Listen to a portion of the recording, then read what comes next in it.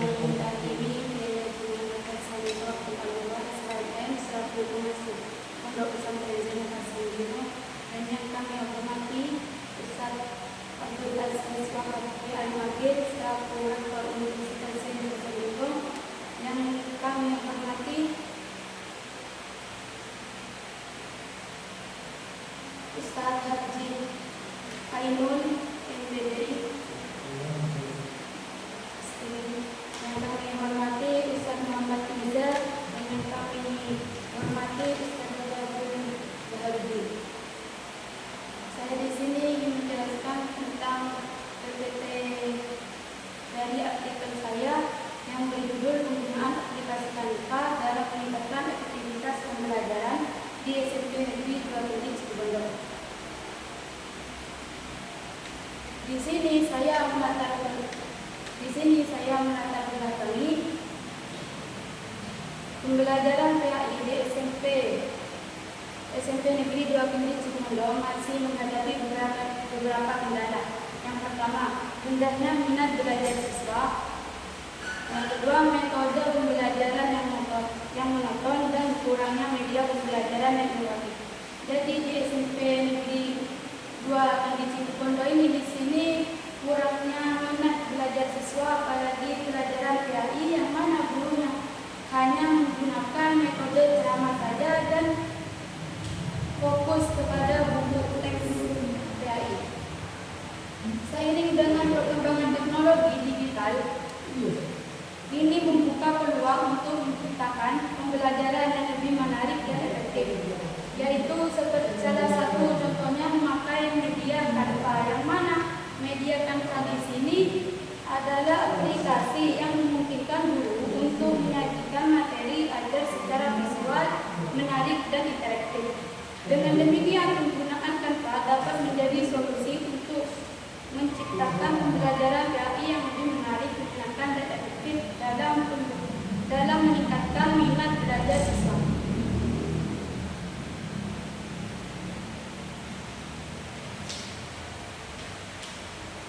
Kemudian saya di sini menggunakan metode kualitatif, yang mana bertujuan untuk memahami secara mendalam proses penggunaan aplikasi Canva dalam meningkatkan efektivitas pembelajaran PAI di SMP Negeri 2 Kediri Situbondo.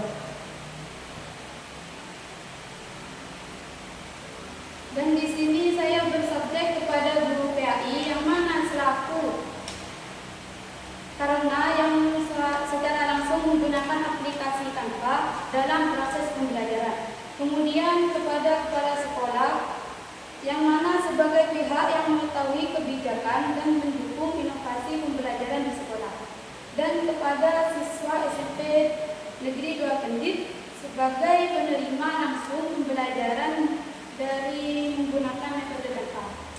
Kemudian saya menggunakan teknik pengumpulan data melalui observasi ke SMP Negeri 2 Kediri Situbondo, kemudian wawancara kepada guru PAI, kepala sekolah dan siswa SMP Negeri 2 Kediri Situbondo. Teknik analisis data. Di sini saya menggunakan reproduksi data, yang mana reproduksi data memilih data yang relevan yang bertujuan kemudian menyaring informasi penting dan mengelompokkan data sesuai dengan temanya. Kemudian penyajian data. Penyajian data di sini telah dipidik, setelah direduksi data, kemudian diringkas menjadi kalimat yang mudah dipahami. Kemudian hasilnya di sini dari kepala sekolah. Kepala sekolah itu menyatakan bahwa Canva sangat membantu guru menyampaikan materi secara kreatif dan visual, dan siswa lebih antusias, aktif berdiskusi dan memahami materi yang lebih baik. Dan proyek desain mendorong kreatif dan kemampuan berpikir kritis, di mana di sini guru meminta muridnya juga untuk membuat PPT. Yang kedua, guru PAI. Terjadi peningkatan fokus dan pemahaman siswa setelah menggunakan Canva. Setelah menggunakan Canva, siswa itu lebih fokus dan lebih paham. Kemudian siswa dengan berbagai gaya belajar merasa lebih terbantu. Tugas berbasis Canva meningkatkan semangat belajar dan kreatif. Jadi guru di sini membuat tugas juga kepada siswa agar menjelaskan tentang materi yang telah dipelajari. Kemudian untuk siswa, Canva membuat pembelajaran lebih menarik dan mudah dipahami. Infografis dan diagram membantu meningkatkan materi rukun Islam dan seperti rukun iman dan rukun Islam. Ketiga, proyek seperti poster dakwah dan video membuat siswa lebih percaya diri dan aktif belajar. Kesimpulannya, penggunaan Canva dalam pembelajaran PAI di SMP Negeri 2 Bukit Situbondo memberikan dampak positif bagi guru dan siswa. Guru merasa terbantu karena materinya bisa disampaikan secara lebih menarik, tidak hanya memakai teks dan bicara. Dan untuk siswa menjadi lebih antusias, fokus, dan aktif saat belajar. Tugas-tugas kreatif seperti membuat poster dan infografis juga membantu siswa memahami materi dengan cara yang lebih menyenangkan. Secara keseluruhan, Canva membuat proses belajar siswa menjadi efektif dan interaktif.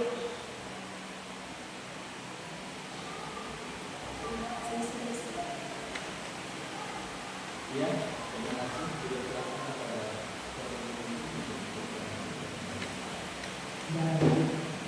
sudah dilakukan pada saudara artikel ya dikirim ke jurnal apa ya?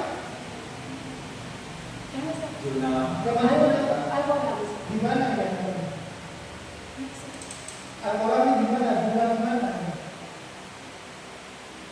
Apa di Pamekasan? Apa di Ternate?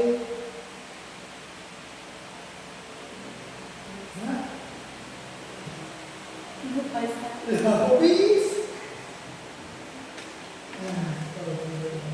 Yang subjek ini saudara apa penguji apa pembimbing yang subjek? Saya. Mana bukti subjeknya? Ada. Ada di HP. Ada di HP. Ini ada di. Ya, apalagi saya biar proses sekarang ada review ya, dari review. Ada review. Paham review? Ada review? Ada. Apa yang disarankan oleh reviewer apa?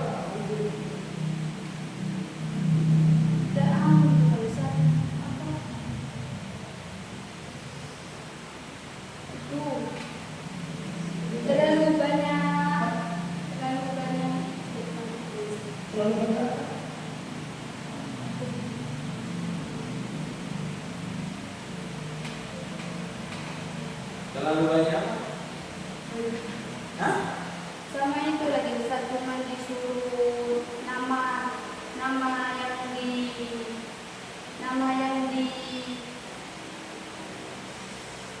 yang diwawancara disuruh disimpan itu.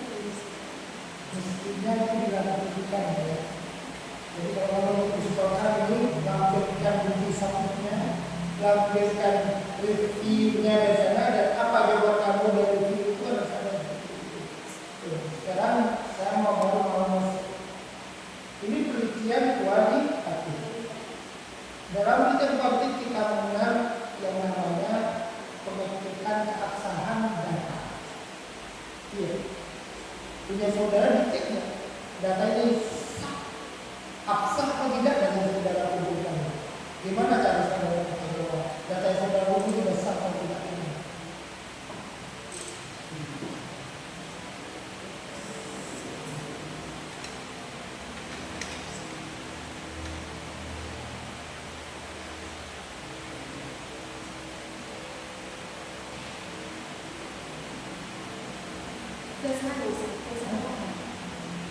Saya tanyakan lagi, kamu kan ada wawancara, ada dokumen, ya, iya kan?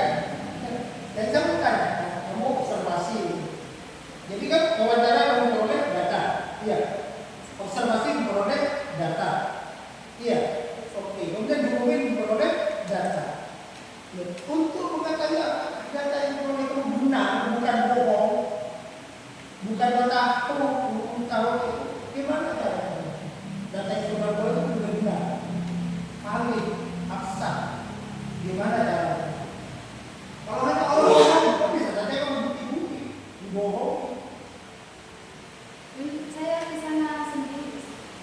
Nah, apa kita bisa nggak jawaban dulu bisa dipercaya gitu? Nggak bisa.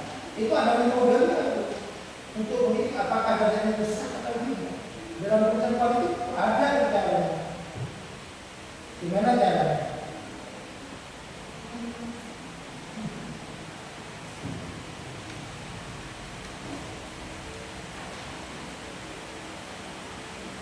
Berarti data yang sudah tulis di sini tidak dicek ya kalau kita saya absahan datanya tidak dicek ya. Kalau datanya tidak sah, kesimpulannya juga bisa sama.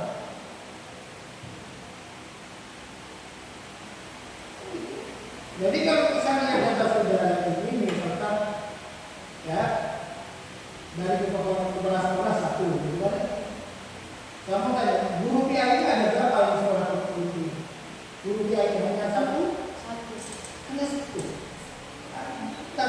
Di kelas kamu memiliki ada berapa kelas? Hanya 2 kelas. 2 kelas ini.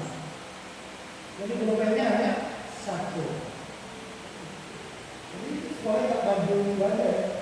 Guru PI hanya satu. Jangan nanya dulu bulan berapa guru PI-nya banyak. Kalau lembaga ekonomi pasti guru PI juga lebih dari satu. Sekarang yang saya mau dalam lagi, ketika seorang ibu guru PI kepala sekolah menyampaikan info kepada Anda dan info dengan data, kata-kata itu dengan data warna, apakah data itu langsung kamu benarkan tanpa kamu ada cara-cara untuk memfilter bahwa ini salah, bahwa ini benar, tanpa cara seperti itu? Iya, Ustaz. Tanpa cara seperti itu, ya udah, datanya nggak benar kalau begitu Ustaz. Kamu belum pernah dengar apa namanya triangulasi?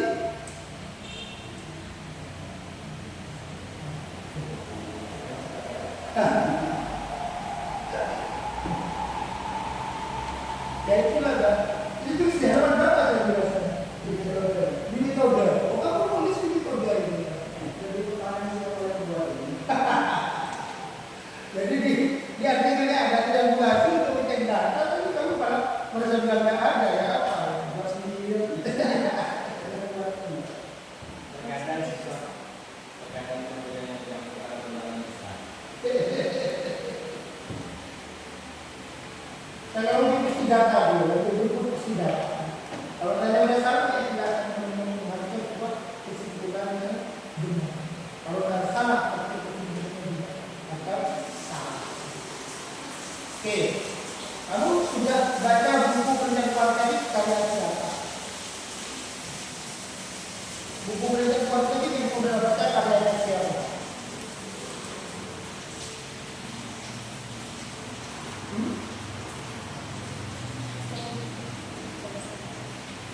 Karya siapa yang saudara baca?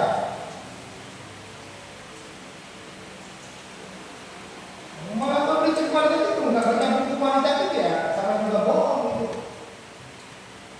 Dan kalau baca bukunya siapa yang saudara baca?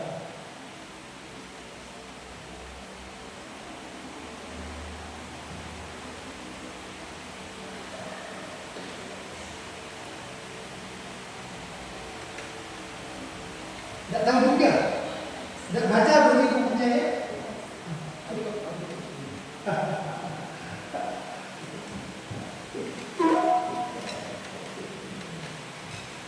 Mestinya ya, penelitian Anda dipas dengan PPK, penelitian tindakan atas. Karena aktivitasnya jelas semua.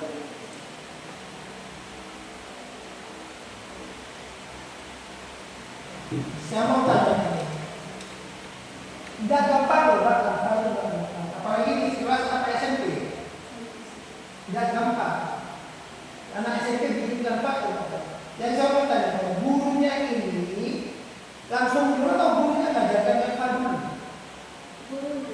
Ngajarkan Eva dulu. Di mana saudara itu setelah gurunya ngajarkan Eva? Datanya saya ingin tahu. Bukan pengakuan. Iya, namanya pengakuan. Wah, artikel keluar pengakuan itu nggak ada datanya. Kalau gurunya ini bisa nggak pernah ngajarkan, berarti gurunya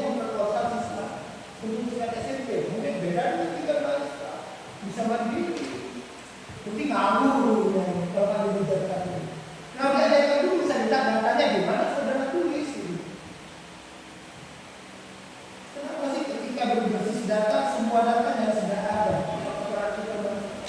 Yang pertama berarti di dalam data. Yang kedua juga datanya yang diterima. Kalau ada data itu namanya monopoli data. Yang ada itu yang mulai sini. Keasisian, kesokihan datanya itu baru dipertanyakan.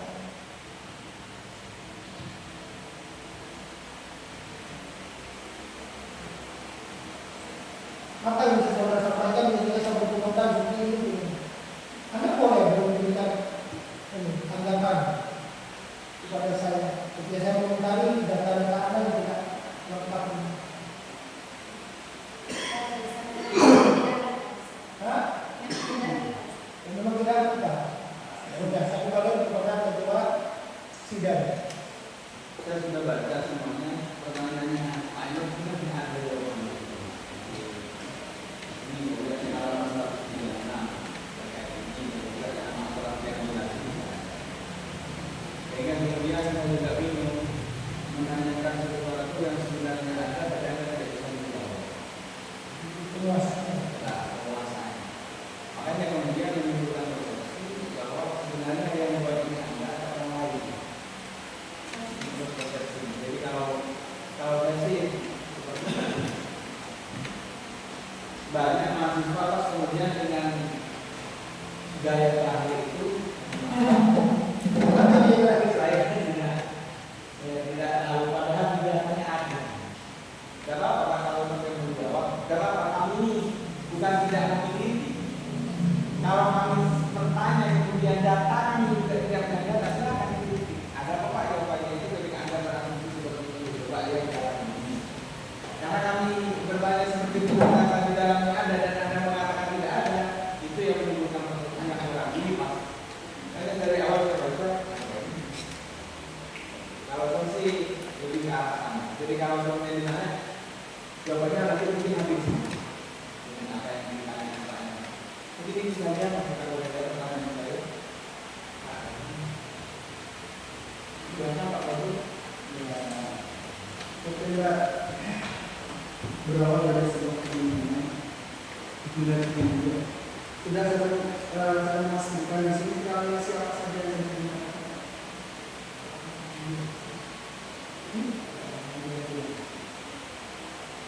Tidak ada di sini kebijakan. Kalau itu ada, tapi tidak ada. Tidak bisa memang begitu.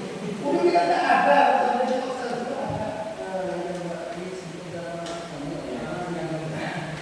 Masukkan atau metode informan juga tidak dijelaskan ada berapa informan terus transaksi sumber yang digunakan karena ternyata nggak tahu membandingkan sumber dan lain-lainnya. Terus juga ini yang paling penting. Di metode saya menjelaskan terkait dengan pendekatan kualitatif dengan deskriptif ya.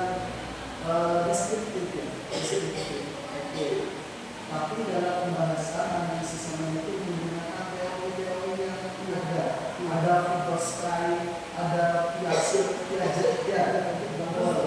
tapi tidak jelas sebenarnya itu sebenarnya tidak ada teori mana yang sebenarnya digunakan.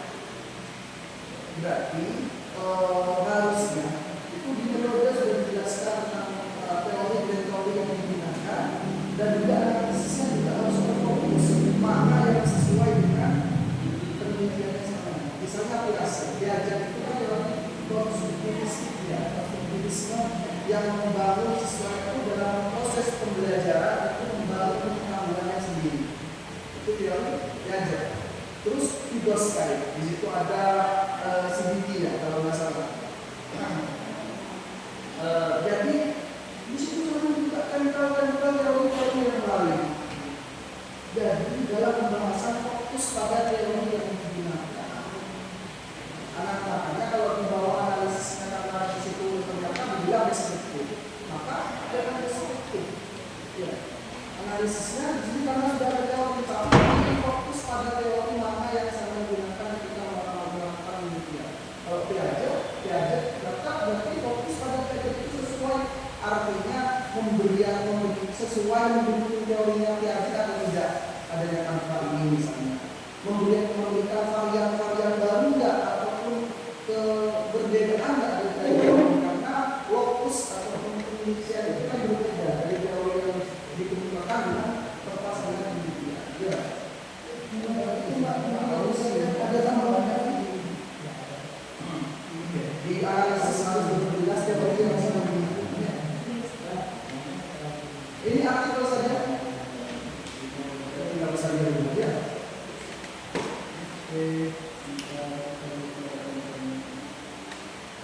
Silakan ditutup. yang ada Saya